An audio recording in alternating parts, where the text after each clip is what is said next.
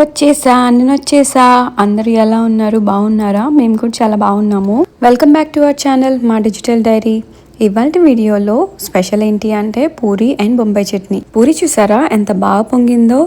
మా ఫ్రెండ్స్ వచ్చారని చెప్పి స్పెషల్గా పూరి అండ్ బొంబాయి చట్నీ చేసుకున్నాము.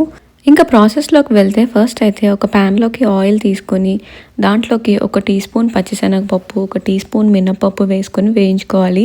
తర్వాత కొంచెం కరివేపాకు, 3 ఎండుమిర్చి వేసుకొని వేయించుకున్నాక 1 టీ స్పూన్ ఆవాలు, 1 టీ స్పూన్ జీలకర్ర వేసుకొని వేయించుకోవాలి. నెక్స్ట్ ఇక్కడ 6 or 7 గ్రీన్ చిల్లీస్ అయితే వేసాను. ఎక్కడ కారం అయితే వేయం కదా, సో గ్రీన్ చిల్లీస్ ఎక్కువే వేసాను. నెక్స్ట్ అయితే ఒక 1/2 kg ఆనియన్స్ తీసుకున్నాను. అవి సన్నగా కట్ చేసేసుకొని ఇంకా ఇందులోకి అయితే వేసేసాను. ఆనియన్స్ త్వరగా మగ్గడానికి కొంచెం సాల్ట్ అయితే వేసుకున్నాను. కాసేపు మూత అయితే పెట్టేసుకొని ఉడికించేసుకుందాం. ఒక 5 minutes అయిన తర్వాత ఆనియన్స్ మంచిగా ఉడికిపోయినాయి. ఇట్లా పింక్ కలర్లోకి వచ్చినప్పుడు 2 full glasses of water add చేశాను.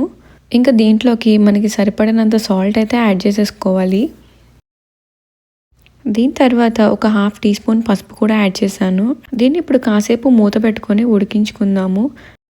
ఈలోపు ఒక కప్లోకి 2 tablespoons శనగపిండి అయితే తీసుకున్నాను. దాంట్లోకి కొంచెం వాటర్ పోసేసుకొని ఉండలేం లేకుండా కలిపేసుకుంటున్నాను.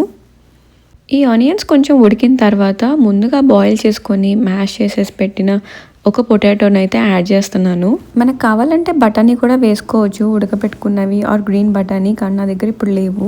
ఈ పొటాటోని కర్రీలోకి బాగా కలుపుకొని ఒక 2 minutes ఉడికిన తర్వాత మనం ముందుగా ప్రిపేర్ చేసుకున్న శనగపిండి పేస్ట్ని అయితే ఇందులో యాడ్ చేసేస్తున్నాను. అది శనగపిండి వాటర్. ఇది మనకి కర్రీ బేస్ కొంచెం వాటరీగా ఉంటే బాగుంటుంది, లేకపోతే ఈజీగా లంప్స్ ఫామ్ అయిపోతాయి. మిగిలిన శనగపిండి వాటర్ని కూడా యాడ్ చేసేసుకొని కర్రీని బాగా తిప్పేసుకోవాలి. దీన్ని మూత పెట్టి ఒక 5 minutes ఉడికించుకున్న తర్వాత కొంచెం నిమ్మకాయ జ్యూస్ యాడ్ చేసేసుకొని కర్రీని బాగా తిప్పేసుకోవాలి. ఇంకా లాస్ట్లో కొరియాండర్ వేసేసుకొని సర్వ్ చేసేసుకోవటమే. టేస్ట్ అయితే సూపర్ వచ్చింది, చాలా బాగుంది. మేము గిన్నెలని నాకి పడేసాము. మీరు కూడా తప్పకుండా ట్రై చేయండి. నా దగ్గర అయితే ఇప్పుడు కొరియాండర్ లేదు, సో అందుకే స్కిప్ చేసేస్తున్నాను. ఇంక ఇప్పటికైతే కర్రీ చేయడం అయిపోయింది. సో ఇంకా పూరి చేయడం కూడా స్టార్ట్ చేసేసాము. తినే ముందు కర్రీని వీడియో తీద్దాం అనుకున్నాము, కానీ అది కొంచెం టెంప్టింగ్గా కనిపించేటప్పటికే అసలు పూర్తిగా మర్చిపోయాం దాని గురించి. పూరీలకి పిండి అయితే ముందే కలిపి పెట్టేసుకున్నాము, బాగా పొంగినాయి అనమాట.